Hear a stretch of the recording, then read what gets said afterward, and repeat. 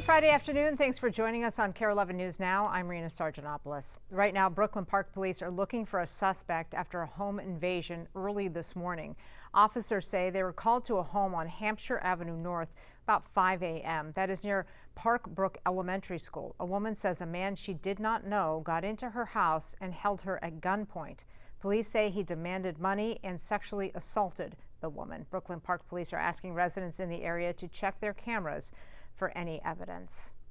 This afternoon, air quality conditions continue to improve across much of the state from that wildfire smoke. And now that things are clearing up, some events that were in danger of being canceled are now moving forward. The Aquatennial begins tomorrow and is expected to go on as scheduled. The Minnesota Yacht Club Festival posted some heat tips to their social media because it is still going to be hot, but no changes to the schedule there either. The Minnehaha Falls Art Fair did cancel their event today out of caution, but the event does pick back up tomorrow. The Target USA Cup is also wrapping up today and tomorrow. They are playing catch up on some of the games that they had to postpone over the last 2 days, so it will be busy up in Blaine as well. Developing this afternoon, authorities providing an update on wildfires in northern Minnesota. This comes as fires in and around the Boundary Waters have burned more than 70,000 acres. That's about the size of Minneapolis and St. Paul combined, with little to no containment. I'll start with the thumb fire. The thumb fire is a fire that is burning up on the Boundary Waters canoe area. It is on the border with Canada. That fire has spotted up into Canada.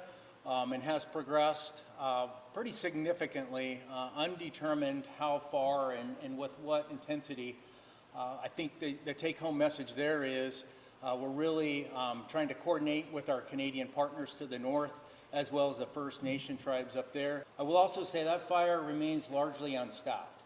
It's just not safe to get folks in there. We don't have the contingent of resources to safely or efficiently get in there and to take any actions. Hazardous air quality still a major concern up north. You can see on today's map that the Ely, Hibbing, and Duluth areas are experiencing the worst conditions. We're hearing more stories of families affected by these wildfires. Among those who raced out of the region, a Twin Cities family now watching closely as loved ones stick it out. They're also concerned as the fire creeps closer to their family cabin that has been passed down for generations. Raya Katene has more. Without a doubt, it's a special place. There's no welcome home to Elena Bowman like the one she gets from the waves of the Boundary Waters. You really grow up with a sense of the lake is important and nature's important. It's a home in nature she's known for as long as she can remember, having grown up in Winton and Ely, but never has she seen it like this. Full leaves that were black and crispy were all over. The water was covered in ash and black leaves. When it looks like it's snowing on your head with black leaves falling on you, it's time to go. After evacuating, Elena and her husband made it to their home in Waconia Wednesday night, but some family and friends are still up north. And they can't talk to me for very long because it's hard to breathe. That's hard to listen to your loved ones when they're struggling. Nestled on the edge of Fall Lake, Elena's cabin has been in the family for a long time. And my grandparents came to the United States from Finland as adults, and this was part of the properties that they purchased. And it was used as the logging camp cabin for quite a while, probably close to 100 years. Before it was transported and transformed into the family cabin around the 1950s, Elena says it was the Basswood Lake Logging Camp Bar. Underneath it has the slatted shelves for the ice. The lumber was all milled up in Basswood, up in the Boundary Waters canoe area before it was shut down. They're awesome cabins. I'm very worried about them. Elena is worried these cabins that hold so much history will get lost in the fires, but she has hope and pride in those on the front lines. The men flying the planes, they were right in front of us within feet, just scooping 800 gallons one after another. A special sight, she says, knowing that her late father-in-law was once upon a time helping in the same way. Rescued people from the Boundary Waters and dropped water on fires. Very special pilot. Special people in a special place, Elena says, with so much history, she hopes will soon be able to go back home. There are a lot of people that don't have anywhere to go. Elena and her husband Todd still live full-time in Waconia. As Raya mentioned, they're both originally from the Ely area. Elena recently retired, so they're working on updates to the cabin in the hopes of being back there full-time in their retirement. Reaction is still pouring in one day after President Trump's primetime address. The president telling the nation he declassified hundreds of documents revealing alleged vulnerabilities in America's election system. During the more than 20-minute speech, Trump accused China of interfering in the 2020 election and ordered the DOJ to prosecute anyone involved. Every American deserves to know that when they cast their vote, that vote will be counted accurately in a system, and that is to make that system secure, one where cheating and interference are not just difficult, but virtually impossible. The president, however, did not show any evidence of how alleged voter fraud affected the results of that election. Democrats reacting strongly, including Virginia Senator Mark Warner, calling the president's claims, quote, totally bogus. In just days, Great Britain will officially have a new prime minister. Andy Burnham was declared the new leader of Britain's Labour Party earlier today, overcoming the final hurdle to taking over the position. He takes over for former Prime Minister Keir Starmer and has been prime minister in waiting for weeks. Burnham is expected to bring a more relaxed style of leadership, but faces many of the same problems as Starmer, including a sluggish economy and cost of living issues fueled by the wars in Ukraine and the Middle East. One of the original suspects in the Feeding Our Future fraud scheme making his first appearance in court today. Prosecutors called 42-year-old Abdikerem Idle the second highest person in the pandemic-era scheme. Police arrested him in Somalia last month after he was on the run for 4 years, arriving back in Minnesota just yesterday. He is facing 31 charges, including wire fraud, bribery, and money laundering. We are also checking on the progress of another case. The man charged with burning down the Lutsen Lodge is back in court, asking a judge to dismiss his case. Prosecutors say the lodge's former owner, Bryce Campbell, destroyed the building to help pay off $14 million in debt. Campbell claims there is a lack of probable cause. A drone program for the MPD will not be getting off the ground. The City Council voted against trying out the new equipment. Danny Spiewak has those details.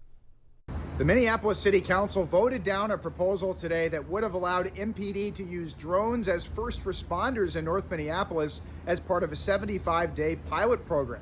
MPD, Mayor Fry, and some on the council had pushed for this pilot program that would have put the drone in the 4th precinct at a fire station with the ability to be dispatched to certain 911 calls, providing imagery before officers were needed on the ground. The mayor and others felt that this was an innovative public safety solution that the city deserved to test out.